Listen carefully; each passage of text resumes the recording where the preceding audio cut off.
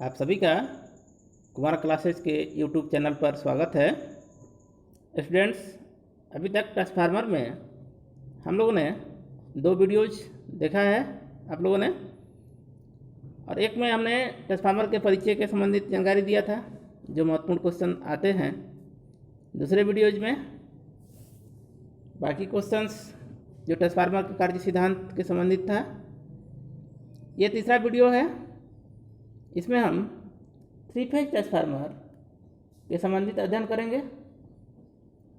और अध्ययन ही नहीं करेंगे बल्कि जितने भी क्वेश्चंस आपको इससे पूछे जाते हैं आपको याद भी हो जाएंगे। ध्यान से देखिएगा, वीडियो को समझने का प्रयास करिएगा। ट्रांसफार्मर एक महत्वपूर्ण चैप्टर है, इससे एग्जाम में प्रश्न जरूर पूछे जाते हैं और 7 से 8 क्वेश्चन पूछे जाते हैं इसमें। तो आप ध्यान से देखिए इसको, और पूरी तरह हम लोग इसको अध्ययन करेंगे और बहुत अच्छे से समझ में आएगा आपको। चैनल को सब्सक्राइब कर लीजिएगा, लाइक कर दीजिएगा। लाइक करना आप लोग बाद में भूल जाते हैं वीडियोज़ को। चलिए पहले ये जानते हैं कि 3 फेज ट्रांसफार्मर प्रयोग करने की आवश्यकता क्यों पड़ी।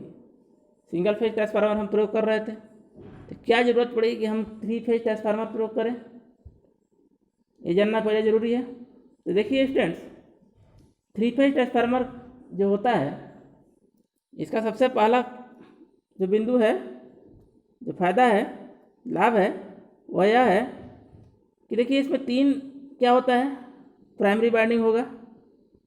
सिंगल फेज में क्या था, एक प्राइमरी था एक सेकेंडरी था। यहाँ 3 प्राइमरी वाइंडिंग और उसी तरह 3 सेकेंडरी वाइंडिंग होगा। 3 सेकेंडरी वाइंडिंग होगा। पहला तो ये है कि मान लीजिए एक फेज अगर जल भी जाता है तब भी हमारा कुछ लोड ये काम कर पाएगा, जबकि सिंगल फेज में अगर ट्रांसफार्मर में एक फेज ही है, एक फेज जल गया तो पूरी तरह सप्लाई क्या हो जाएगा, ठप हो जाएगी। तो पहला फायदा ये है। दूसरा क्या है कि इसको रक्षण करना आसान है। कैसे आसान है कि मान लीजिए इसको रखने में कम जगह लगेगा। 3 ट्रांसफार्मर कर लेंगे हम छोटे छोटे, ज़्यादा जगह क्या करेगा, ये कवर करेगा। जबकि एक ही ट्रांसफार्मर में 3 ट्रांसफार्मर के बत्ती एक काम कर रहा है, 3 फेज के बराबर अकेले है, तो क्या करेगा, यह स्पेस कम लेगा। और कोर क्या होगा, एक ही होगा, कोर तो अलग अलग होगा नहीं, तो ये सस्ता भी पड़ेगा। तो मुख्य रूप से 3 कारण है 3 फेज ट्रांसफार्मर का प्रयोग करने का। पहला क्या है, रक्षण आसान है। दूसरा क्या है, जगह आसान है। और तीसरा मेंटेनेंस आसान है और इसकी दक्षता अधिक है। तो ये मूल कारण है। तो क्वेश्चन आपसे एग्जाम में पूछा जाएगा कि 3 फेज ट्रांसफार्मर प्रयोग क्यों किया जाता है। तो 3 फेज ट्रांसफार्मर इसलिए प्रयोग किया जाता है क्योंकि 3 फेज ट्रांसफार्मर में क्या होता है, हमेशा दक्षता अधिक होती है, मेंटेनेंस कम होता है, और कुछ फॉल्ट पर भी हम इसको चला सकते हैं, ऑपरेट कर सकते हैं। उम्मीद करते हैं आप समझ गए होंगे।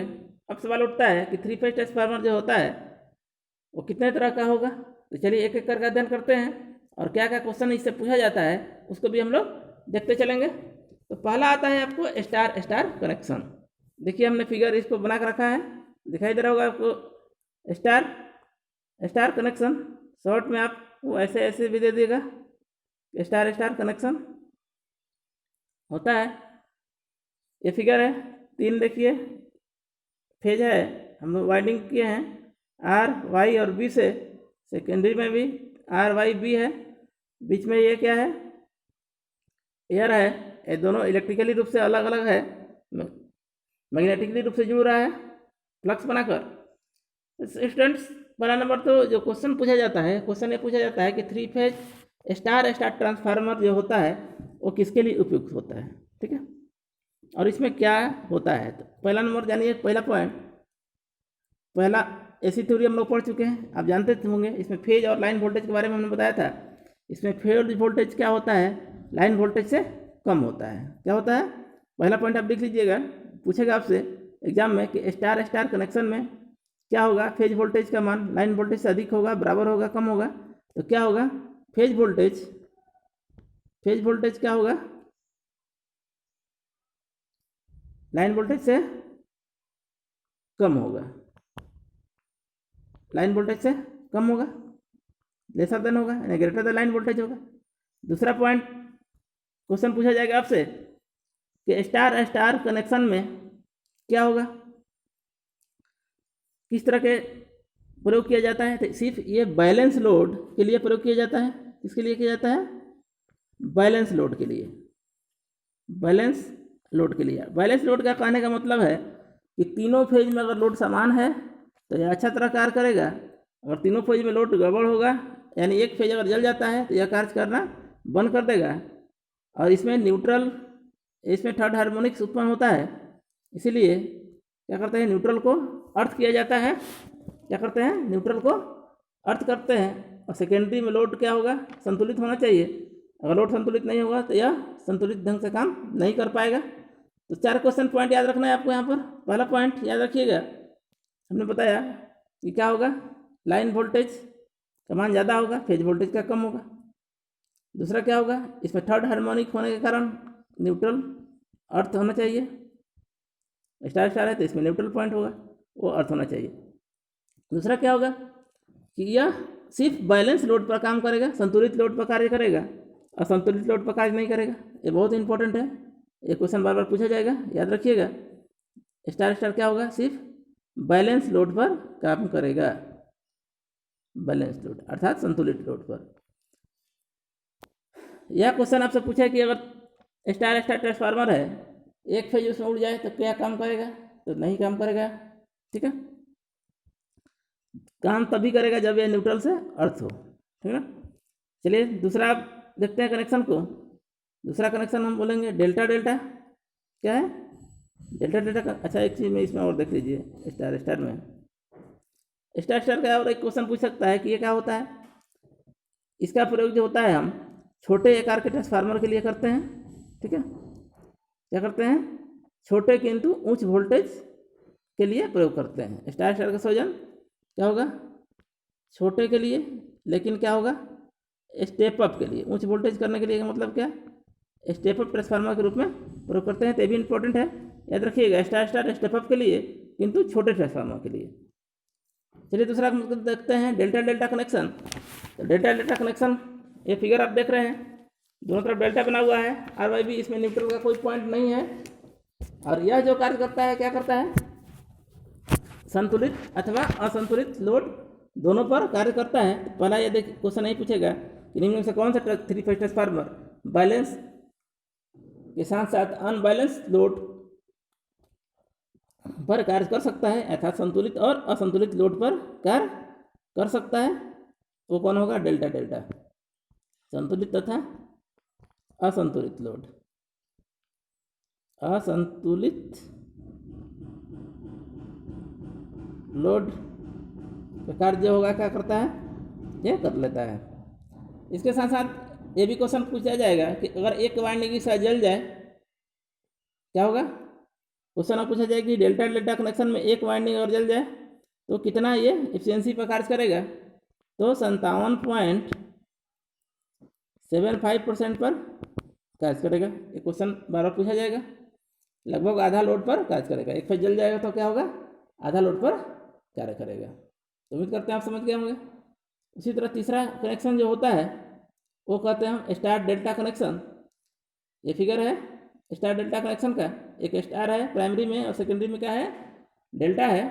तो इस प्रकार के ट्रांसफार्मर क्या होते हैं? मुख्य रूप से सब स्टेशन पर प्रयोग किए जाते हैं। कहाँ प्रयोग किया जाता है? सब स्टेशन पर,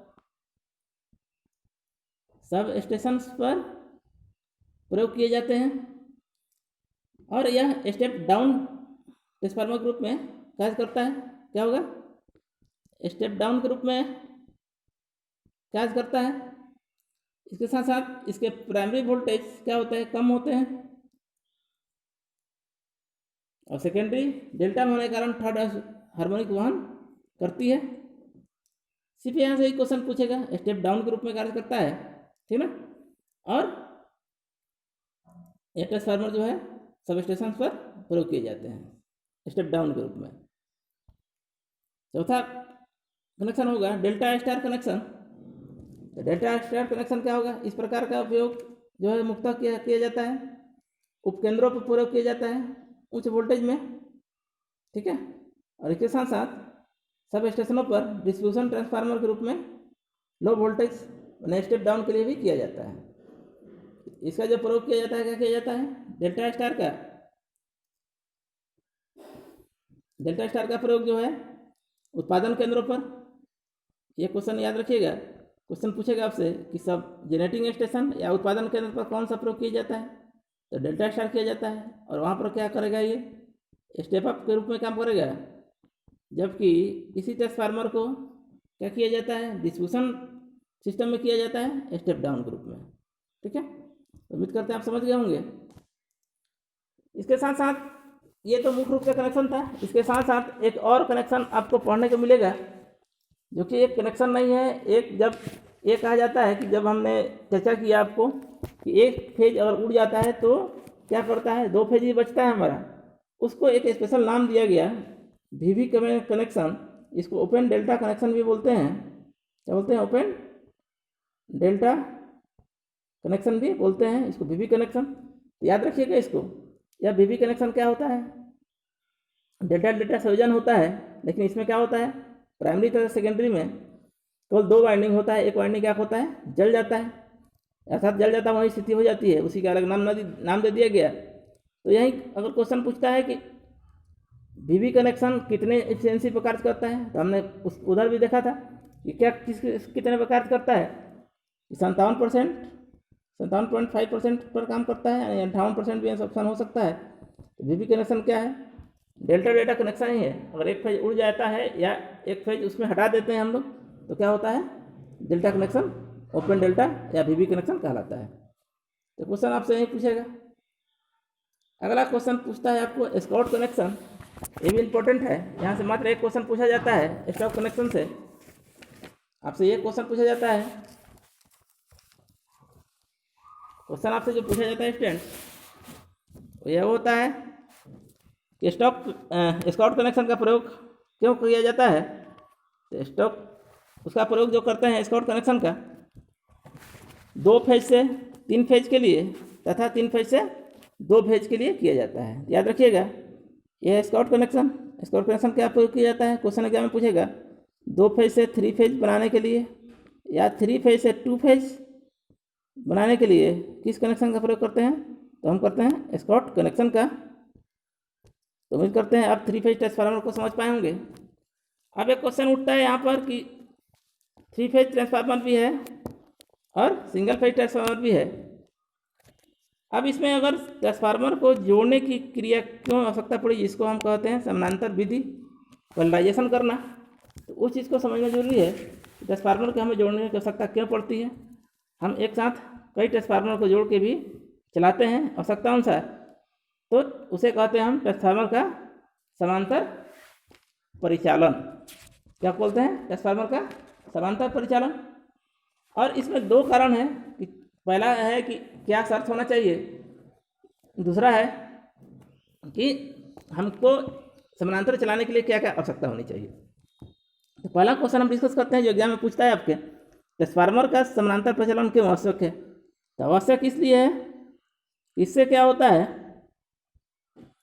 कि जहाँ हमको बहुत अगर बड़ा ट्रांसफार्मर की ज़रूरत है, बहुत बड़ा ट्रांसफार्मर अगर बनाते हैं हम, तो क्या होगा, उसको ट्रांसपोर्टेशन लाने में दिक्कत होगा, फिर उसको रखने में दिक्कत होगा, ठीक है। अगर वो ट्रांसफार्मर किसी तरह ख़राब हो गया तो फिर वो सभी क्या होगा, विद्युत आपूर्ति ठप हो जाएगी। इसीलिए जब बहुत बड़े पावर की आवश्यकता होती है तो हम 3 फेज ट्रांसफार्मर्स को 2 को या 3 को क्या करते हैं, आपस में समानांतर में जोड़कर चलाते हैं। तो समांतर में जोड़ चलाने का लाभ ये है कि अगर एक ट्रांसफार्मर खराब भी हो गया तब भी हमारा आपूर्ति क्या है, चालू है, और इसको कहीं ले जाना मेंटेनेंस के लिए भी क्या है, बहुत क्रिटिकल नहीं होगा। तो ये हमारा हो गया कि हमको समानांतर में जोड़ने का क्या लाभ है। अब दूसरा क्वेश्चन पूछा जाता है कि समानांतर में जोड़ने का क्या शर्तें हैं। तो ये अब ध्यान रखिएगा, पहला शर्त क्या है, एग्जाम में पूछा जाएगा, इनमें से कौन सा जरूरी है। तो पहला क्या होना चाहिए, दोनों की फ्रीक्वेंसी समान होनी चाहिए। क्या होना चाहिए, फ्रीक्वेंसी समान होनी चाहिए, यानी आवृत्ति क्या होनी चाहिए, समान होनी चाहिए दोनों ट्रांसफार्मर की। दूसरा कंडीशन है आपकी कि पोलरिटी समान होना चाहिए। पोलरिटी का मतलब यहाँ है फेज सीक्वेंस से, यानी आर आर से जुड़ेगा, वाई वाई से जुड़ेगा, बी बी से जुड़ेगा। पोलरिटी या हम कहें क्या, फेज सीक्वेंस क्या होना चाहिए, समान होनी चाहिए। तीसरा प्रश्न उठता है यहाँ पर कि ट्रांसफार्मर की क्या होनी चाहिए, वोल्टेज रेटिंग समान होनी चाहिए। क्या होना चाहिए, वोल्टेज रेटिंग समान होनी चाहिए। वोल्टेज रेटिंग से मतलब है कि अगर एक ट्रांसफार्मर आपका 5 kVA का है तो दूसरा ट्रांसफार्मर भी जो इसके साथ जोड़ रहे हैं वो भी 5 kVA का होनी चाहिए। ऐसा नहीं कि ये 2 kVA का होगा तो गलत हो जाएगा, नहीं चलेगा। ठीक है, तो फेज सीक्वेंस समान होना चाहिए ट्रांसफार्मर का, वोल्टेज रेटिंग समान होना चाहिए। इसके साथ क्या करना चाहिए, ट्रांसफॉर्मेशन रेशियो भी समान होना चाहिए। क्या होना चाहिए, ट्रांसफॉर्मेशन रेशियो आप पढ़े होंगे, याद रखिएगा। ट्रांसफॉर्मेशन रेशियो भी क्या होना चाहिए, समान होना चाहिए। यह मुख्य शर्तें हैं। इसके साथ साथ एक चीज और यहाँ देखना जरूरी है आपको कि ट्रांसफार्मर का फेज डिस्प्लेसमेंट जो होता है, विस्थापन, वो प्राइमरी, पहले ट्रांसफार्मर की प्राइमरी या दूसरे के प्राइमरी के समान होना चाहिए, और पहले के सेकेंडरी दूसरे के सेकेंडरी के समान होना चाहिए। जैसे अगर मान लीजिए हम कंडीशन दे दें कि ये 2 ट्रांसफार्मर है, ये पहला ट्रांसफार्मर है और ये सेकेंड ट्रांसफार्मर है, दोनों को हम क्या कर रहे हैं, जोड़ रहे हैं। अगर प्राइमरी पहले का क्या है,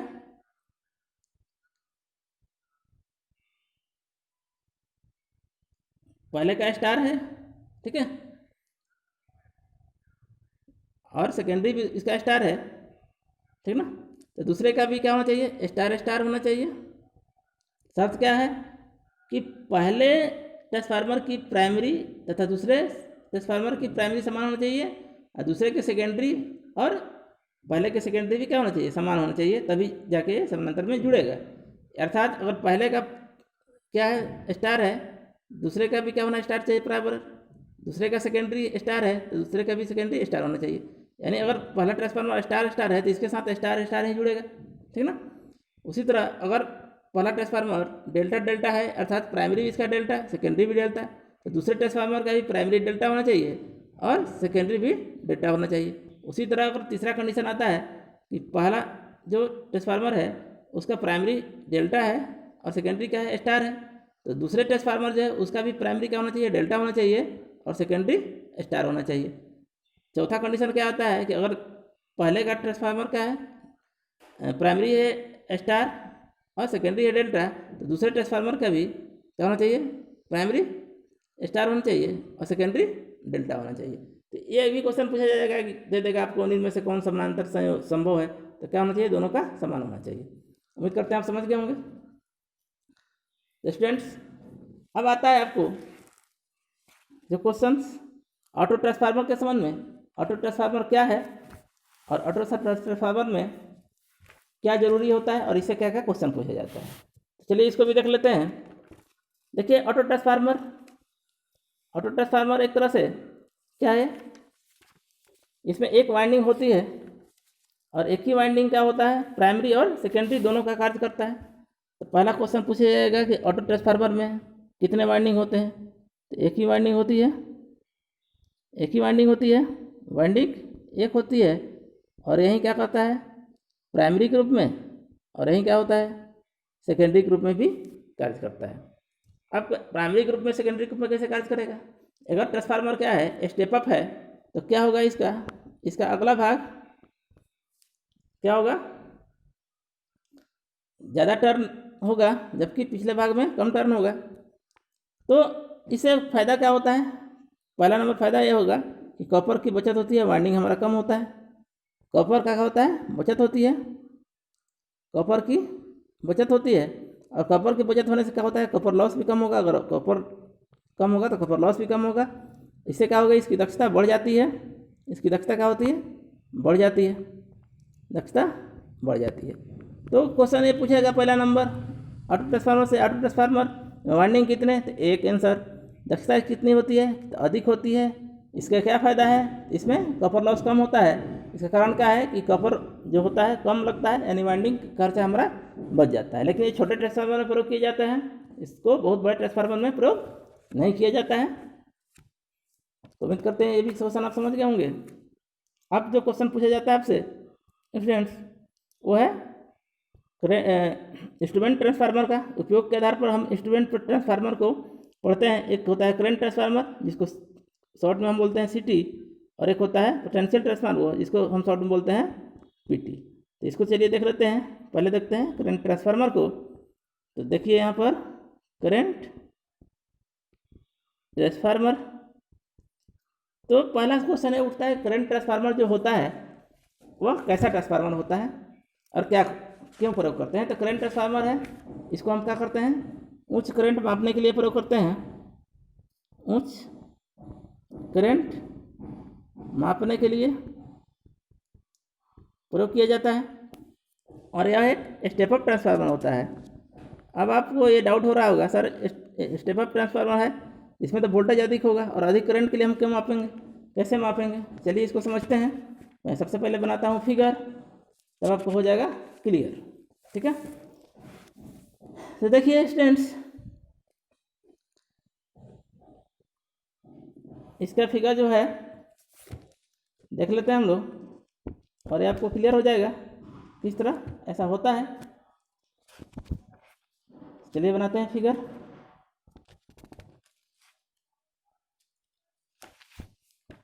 करंट ट्रांसफार्मर का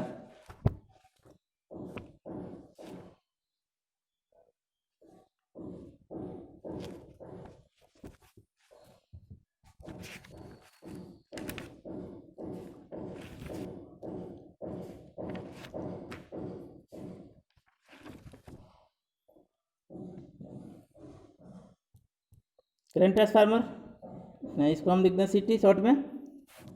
अब देखिए ये फेज है,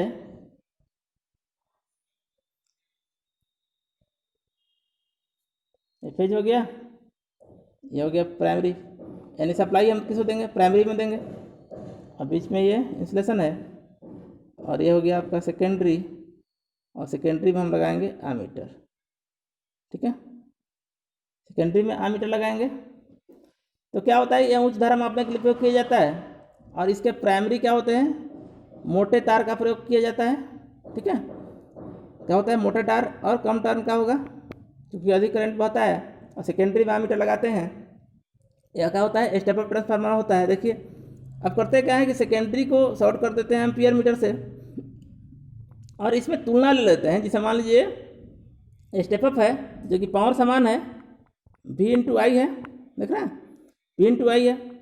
अब इसमें अगर हम ये मान लेते हैं कि अगर मान लीजिए कि प्राइमरी में क्या है, 50 एम्पियर करंट है।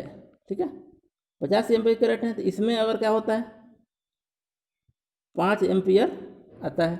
ठीक है, 5 एम्पियर आता है। अब नाप रहे हैं यहाँ हम, तो यहाँ क्या करते हैं, करंट जितना मापते हैं उसी के रिस्पेक्ट में हम तुलना कर लेते हैं यहाँ पर। ठीक ना, तुलना कर लेते हैं, अर्थात क्या होगा कि वोल्टेज का मान यहाँ अधिक होगा, स्टेप अप है, तो ऑटोमेटिक यहाँ करंट का मान क्या हो जाएगा, कम हो जाएगा। तो जितना करंट यहाँ होगा उसी के अनुसार यहाँ उतना मल्टीप्लाई कर लेते हैं, और इसी तरह ये माप लिया जाता है आपको। तो क्वेश्चन जो आपसे पूछा जाएगा यही पूछा जाएगा आपसे, ये नहीं पूछा जाएगा किस अनुपात मापते हैं। तो अनुपातिक विधि से मापते हैं। क्या होता है, हम अनुपात के रूप में मापते हैं।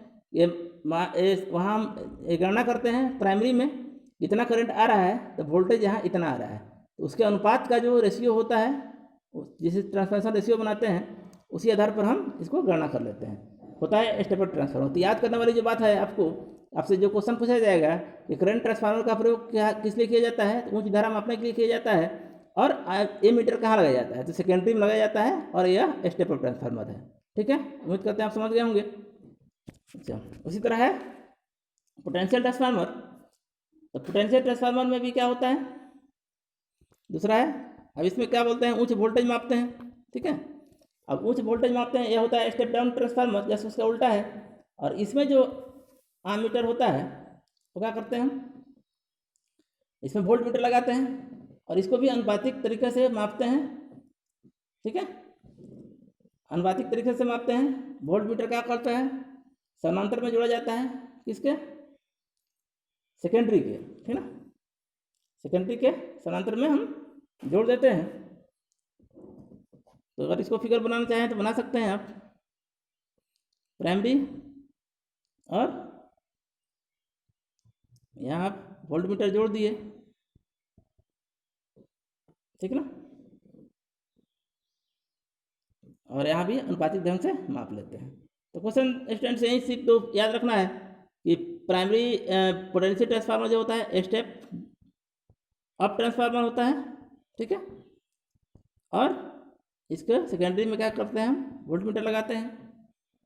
तो उम्मीद करते हैं आप समझ गए होंगे। अब आगे जो क्वेश्चंस हैं, एक और क्वेश्चन पूछा जाता है उसको भी ध्यान दे लीजिए। अब देखिए फ्रीक्वेंसी पर साइज निर्भर करता है, अर्थात इसे याद रखिएगा, क्वेश्चन पूछेगा कि यदि ट्रांसफार्मर की क्षमता समान हो, क्षमता क्या हो, समान हो, तो जिस ट्रांसफार्मर की आवृत्ति ज़्यादा होगी वह क्या होगा, छोटा होगा। साइज क्या होगा उसका, उसकी साइज क्या होगी, उसकी साइज छोटी होगी। अब देखिए यहाँ से एक क्वेश्चन पूछता है, ध्यान रखिएगा, जैसे हम लिख देते हैं क्वेश्चन को ही। अब क्वेश्चन पूछेगा निम्न में से, क्वेश्चन देखिए आपसे पूछा जाएगा कि निम्न में से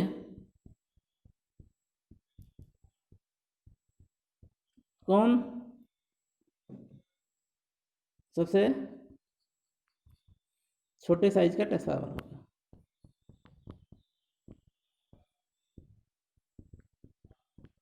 ट्रांसफार्मर है। अब देखिए ऑप्शन ए जो है आपका, मान लीजिए यहाँ दीजिए 5 kV है, 200 हर्ट्ज, ठीक है। ऑप्शन बी है 5 kV है, 400 हर्ट्ज। ऑप्शन सी है 5 kV है, 150 हर्ट्ज। अब इसमें कौन छोटा है।